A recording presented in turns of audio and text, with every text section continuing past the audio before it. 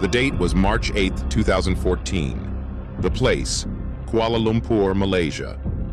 At 12:41 a.m., Malaysia Airlines Boeing 777, also known as Flight MH370, took off toward Beijing, China.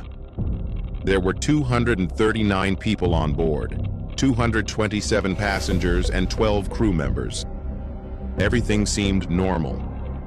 The pilot was Captain Zahari Ahmad Shah, a veteran with 30 years of flying experience. His co-pilot was Fariq Abdul Hamid, young but fully trained. As the plane took off, everything looked fine. But at 1:19 a.m., something happened that changed everything. Over the South China Sea, the last words from the pilot were heard, "Good night, Malaysian 370. And then, silence. The plane's transponder, which sends its location, suddenly stopped. The radar signal for MH370, gone. Now you may ask, how can such a big aircraft with 239 people just vanish? But friends, here comes the real twist. Later, military radar and satellite data showed the plane had made a U-turn. It first turned back toward Malaysia, then shifted course again, heading deep into the southern Indian Ocean. Why? Who was flying the plane off its planned route? And where did it go? As news spread, panic set in across the globe. Malaysia, Australia, and China launched the biggest search operation in history. Over 334,000 square kilometers of the Indian Ocean were searched. Ships, submarines, drones, satellites, everything was used. But the plane? It had vanished, as if the ocean had swallowed it whole. Then, in 2015, came a major clue. On Reunion Island in the Indian Ocean, a piece of debris washed ashore, a flaperon, part of a plane's wing. Later, more parts were found on the coasts of Mauritius, Tanzania, and Madagascar. Testing confirmed they belonged to MH370, but these were just small fragments. The main wreckage, the passengers, the black box, are still missing to this day. So what really happened? Many theories have been suggested.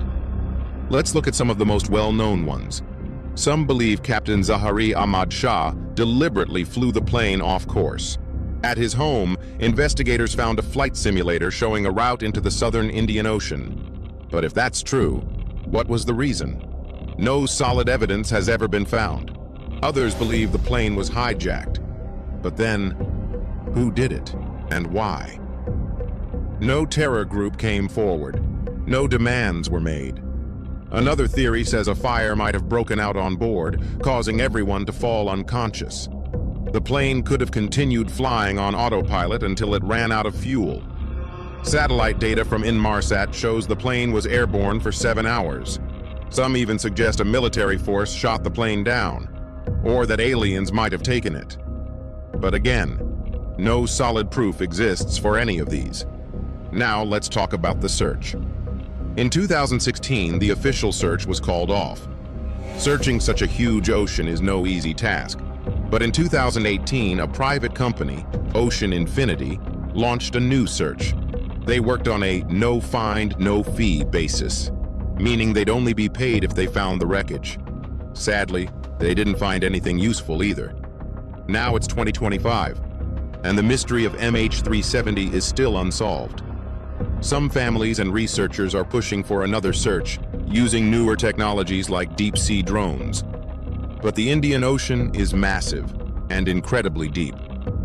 So friends, the story of MH370 isn't just about a missing plane. It's about 239 families still waiting for answers. It's about a world that can reach the moon, but still can't find one plane in the ocean. What do you think? Will the wreckage of MH370 ever be found?